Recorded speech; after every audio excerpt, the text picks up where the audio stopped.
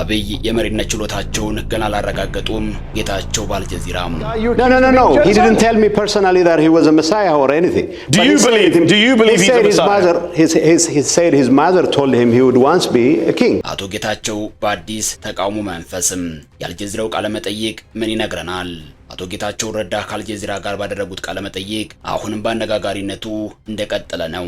አቶ ጌታቸው ረዳ ከአልጀዚራ ጋዜጠኛ መህዲ ሐሰን ጋር ባደረጉት ጠንካራ ቃለ መጠይቅ ብዙ ትችትና ወቀሳ ያመጣባቸው ቃለ መጠይቅም ሆኗል።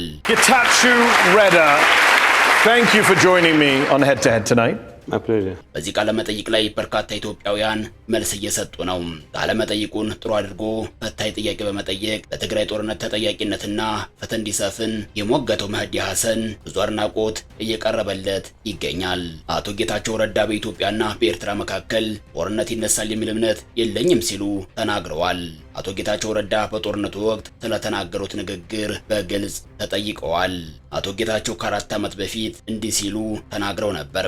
ጠቅላይ ሚኒስትር አብይ በዚህ በትግራይ ጦርነት አማራ ይዳከምለታል፣ ትግራይ ይዳከምለታል፣ ኤርትራ ይዳከምለታል፣ ነሽመልስ ልዩ ኃይል የሚለውን ቡድን ይዞ ወደ አስመራ ታንክ እያንጋጋ ይሄዳል፣ አስመራን ተቆጣጥሮ ቀይ ባህር የኛ ነው ይላል። ከዚያ የኢትዮጵያን ታላቅነት የመለሰ ተብሎ ንጉስ ተብሎ ይዘፈንለታል።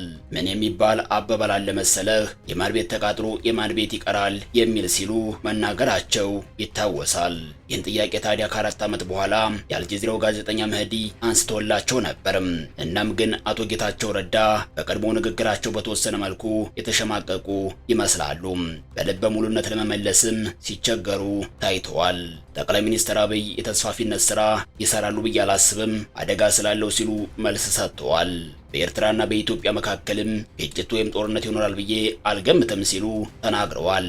አቶ ጌታቸው ረዳ በትግራይ ጦርነት ሰዓት ተዋናይ ከሆኑ ግለሰቦች ጋር እኩል ተጠያቂ ለመሆን ዝግጁ እንደሆኑ ተናግረዋል። በትግራዩ ጦርነት የጦር ወንጀለኝነት ተጠያቂ ከሆኑ ግለሰቦች ጋር ለመጠየቅ ዝግጁ ነኝና ፈቃደኛ ነኝ ብለዋል። But you exposed 231 people. But I did the exposing way ahead of my being ousted as interim president. እዚህ ላይ የሚነሳው ጥያቄ ታዲያ የጦርነቱን ወንጀል ማን ያጣራዋል? ማንስ ተጠያቂ ያደርገዋል? ዓለም አቀፍ ተቋማት የትግራዩን ጦርነት ለማጣራት ያደረጉት ሙከራ ሳይሳካ ቀርቷል። ፍትህ መቼ ይሰፍናል በሚለው ጉዳይ ግን አቶ ጌታቸው ረዳ መልስ አልሰጡበትም። 230 የሚሆን የህወሓት አመራሮችና የሥራ ባልደረቦቻቸው በህገወጥ የሰዎች ዝውውር፣ አፈናና የጦር መሳሪያ ሽያጭ እንደነበሩ የነበራቸው የአልጀዚራው ጋዜጠኛ መህዲ እኔ በወንጀለኞቹ ውስጥ የለሁበትም ወንጀል ውስጥም አልተሳተፍኩም ሲሉ መልስ ሰጥተዋል። I wasn't involved in the crimes because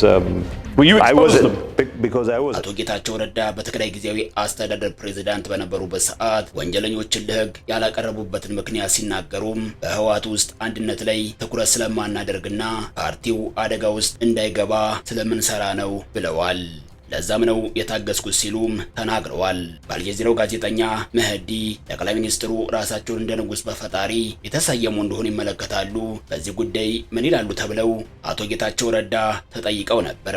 አቶ ጌታቸው ረዳ በምላሻቸውም ጠቅላይ ሚኒስትሩ መጋቢት 24 2010 ጠቅላይ ሚኒስትር ሆነው በተሾሙበት ዕለት በህዝብ ተወካዮች ምክር ቤት ባደረጉት ንግግር ንጉስ ትሆናለህ ብለው እናታቸው ተነግራቸው እንደነበር መናገራቸውን አውቃለሁ ብለዋል። he said his mother told him he would once be a king. Do you believe Abiy was chosen by God to rule Ethiopia? I don't.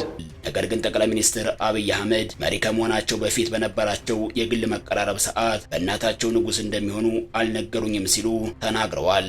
አንድ ግለሰብ መሪ መሆን ከፈለገና የመሪነት ችሎታ እንዳለው ካረጋገጠ መሪ መሆን ይችላል ብዬ አምናለሁ ሲሉ ተናግረዋል። ከዚህ ከአቶ ጌታቸው ረዳ ንግግር በኋላ የአልጀዚራው ጋዜጠኛ መህዲ ጠቅላይ ሚኒስትር አብይ የመሪነት ብቃት እንዳላቸው አሳይተዋል ወይም አረጋግጧል ብለው ያምናሉ ወይ ሲል ጠይቋቸዋል።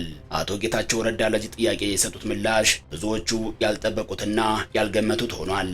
ወቅታዊ የአቶ ጌታቸው ረዳ አቋም አንጻር ለየት ያለ መልስ ሆኗል።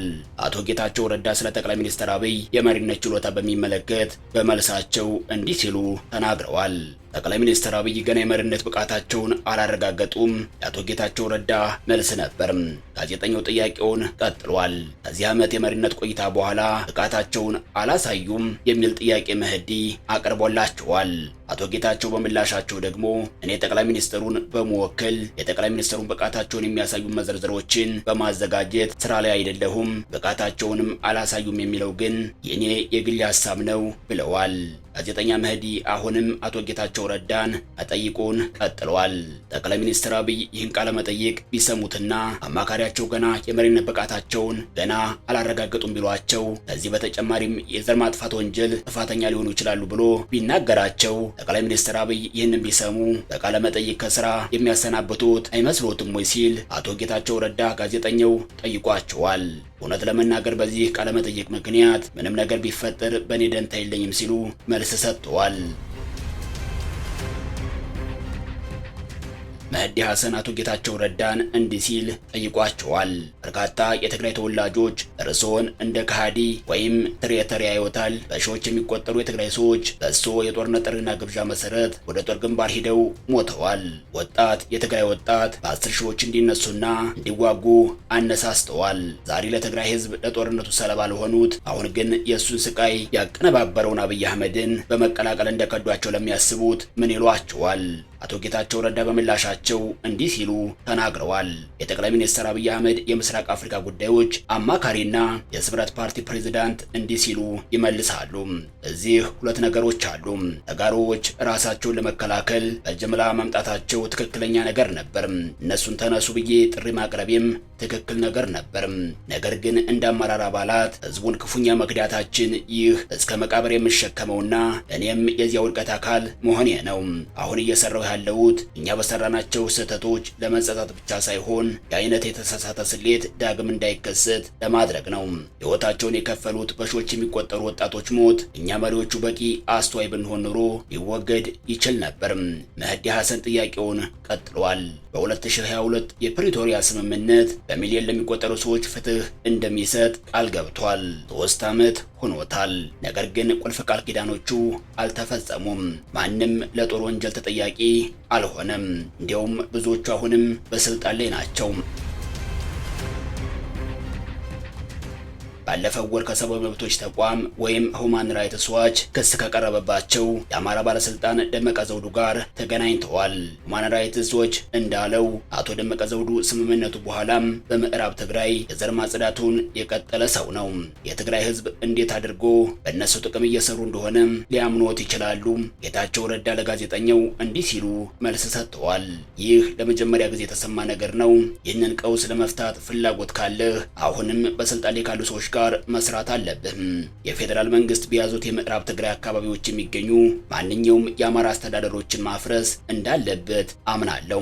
እናም ህዝቡ ወደ ቤቱ የሚመለስበትን እድል ማረጋገጥ ካለብኝ ደግሞ ከፌዴራል መንግስት ጋርና ከነዚህ ሰዎች ጋር መስራት አለብኝ። ጋዜጠኛ መህዲ ሐሰን አቋሙን የቀየሩ ይመስላሉ። አቶ ጌታቸው ረዳ በበኩላቸው አይ ኩራቴን መዋጥ አለብኝ። መህዲ ሐሰን ለዚህ ለአቶ ጌታቸው ረዳ ምላሽ ኩራቶን መዋጥ ብቻ አይደለም የዓለም እይታውን እየቀየሩ ነው። ከዓመት በፊት እንዲህ ብለው ነበር። ተፈናቃዮችን ያፈናቀሉት ሰዎች አሁንም በጎዳናዎች ላይ በሚዘዋወሩበት ወቅት ተመለሱ ብሎ መጠበቅ እጅግ ሞኝነት ነው። አሁን ከነዚያ ሰዎች ጋር ተቀምጠው ይደራደራሉ። አቶ ጌታቸው መልስ ሲሰጡም ይሄ እኔ ጊዜያዊ አስተዳደር ኃላፊ በነበርኩበት ጊዜ ከፌዴራል መንግስት ጋር ካደረግናቸው ስምምነቶች አንዱ ነው። ያ የአማራ አስተዳደር እንዲፈርስና ደህንነቱ በፌዴራል መንግስት እንዲጠበቅ አቋሜን አልቀየርኩም። ደመቀ ዘውዱ ያንን አካባቢ የማስተዳደር ስራ ሊኖረው አይገባም። ነገር ግን ተፈናቃዮች የሚመለሱበትን ሁኔታ ከፌዴራል መንግስት ጋር መፍጠር ካለብኝ እንደሱ ካሉ ሰዎች ጋር መስራቴን መቀጠል አለብኝ። ጋዜጠኛ መህዲ አብይ አህመድ በትግራይ ጄኖሳይድ ፈጽሟል ብለህ ነበር። አሁንም አቋምህ እንደዚያው ነው? አቶ ጌታቸው አጋንኜ የገለጽኩት ነገር እንዳለ ሆኖ ሁሉም አይነት ወንጀሎች በትግራይ ተፈጽመዋል። ጋዜጠኛ መህዲ አብይ አህመድ ጄኖሳይዱን ፈጽሞታል። አቶ ጌታቸው ይህንን የምነግርህ እንደ ህግ ባለሙያ ነው። ይህንን ወይም ያንን የፈጸመው እገሌ ነው ልልህ አልችልም። ጋዜጠኛ መህዲ ስለዚህ ጄኖሳይድ ተፈጽሟል ወይስ አልተፈጸመም? አቶ ጌታቸው በትግራይ ውስጥ ጄኖሳይድ ተፈጽሟል ብዬ አምናለሁ። ጋዜጠኛ መህዲ በአብይ አህመድ አቶ ጌታቸው አሁን ለምናገር በሚናገራቸው ቃላት መጠንቀቅ አለብኝ። ጋዜጠኛ መህዲ ከዚህ በፊት አትጠነቀቅም ነበር ማለት ነው። አቶ ጌታቸው አሁንም በአቋሚ ለመገኘት ዝግጁ ነኝ። ጄኖሳይድ ተፈጽሟል። ነገር ግን ጋዜጠኛ መህዲ ጄኖሳይድ እንደተፈጸመ ታምናለህ፣ ግን አብይ ፈጸመው ብለህ ለመናገር አልፈለክም። ይህንን እያልከን ነው አቶ ጌታቸው? አዎም። ጋዜጠኛ መህዲ ታዲያ ጄኖሳይዱ ዝም ብሎ በራሱ ጊዜ የተፈጠረ ነው? አቶ ጌታቸው አይደለም። በጦርነቱ እኮ በርካታ ተዋንያን ነበሩ። ጋዜጠኛ መህዲ እኮ አብይ አንዱ ነው። አቶ ጌታቸው እሱማ በትግራይ የተካሄደውን ጦርነት የመራው ራሱ አብይ አህመድ ነው። ጋዜጠኛ መህዲ ስለዚህ ጄኖሳይዱንም መርቶታል። ጌታቸው በዚህ ደረጃ ነጥለን መጥራት የለብንም። I believe genocide has been committed in Tigray by Abiy Ahmed. Well, I have to be responsible for my words now. አቶ ጌታቸው ረዳ በፓርቲያቸው በኩል ያወጡት ተቃውሞ መግለጫና የህወሓት ምላሽም ስምረት ፓርቲ በህወሓት በኩል የፌዴራል መንግስት ደጋፊ በሚል ትችት ይቀርብበታል። አቶ ጌታቸው ረዳ ስለ ስምረት ፓርቲ አልጀዚራ በስልጣን መቆየት እንደማይፈልጉ፣ ቀጣይ በስምረት ፓርቲ ውስጥ የምርጫ ውድድር ላይ እንደማይሳተፉ ገልጸዋል።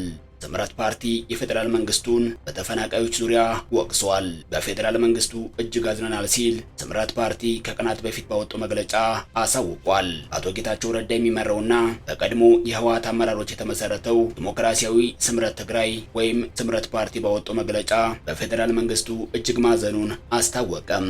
ፓርቲው በመግለጫው የፕሪቶሪያ ስምምነት ሁሉም አይነት ውዝግቦችና ልዩነቶች በህገ መንግስቱ መሰረት እንዲፈቱ እድል የሰጠ መሆኑን አውስቶ ይሁን እንጂ በዚህ ያልተደሰቱ የውስጥና የውጭ አካላት በሚያደርጉትና ያደረጉት ባለው ጥረት ስምምነቱ የተጠበቀውን ውጤት እንዲያመጣ አድርጎታል ብሏል። መግለጫው ሲቀጥልም በዚህ ስምምነት መሰረትና በህገ መንግስቱ በተቀመጠው አግባብ የምዕራብ ትግራይ ተፈናቃዮችና ዋስትና ባለው አግባብ እንዲመለሱ በከፍተኛ የፌዴራል አካላት እየተመራ የተሻለ ደረጃ እንደደረሰ ጠቅሷል። ጨምሮም ነገር ግን አካባቢውን ወረው የያዙና በፕሪቶሪያው ስምምነት መሰረት ያለአንዳች ቅድመ ሁኔታ እንዲወጡ ስምምነት የተደረሰባቸው ኃይሎች የተጀመረውን የሰላም ሂደት አፈጻጸም የሚያደናቅፉ መግለጫዎችን እያወጡ ነው ያለው ስምረት ፓርቲ ይህ ይስተካከላል በሚል ዝምታን መምረጡን አውስቷል። ነገር ግን የስምምነቱ ባለቤት የሆነው የፌዴራል መንግስቱ ይህንን ለማረም ምንም ጥረት ሲያደርግ አለመታየቱን የጠቀሰው ስምረት የፌዴራል መንግስት ለማረም ያደረገው ጥረት ባለማየታችን እጅጉን አዝነናል ብሏል። እንደ ምሳሌ ህዳር 10 ቀን 2018 ዓ.ም የተከሰተውን አንስቷል።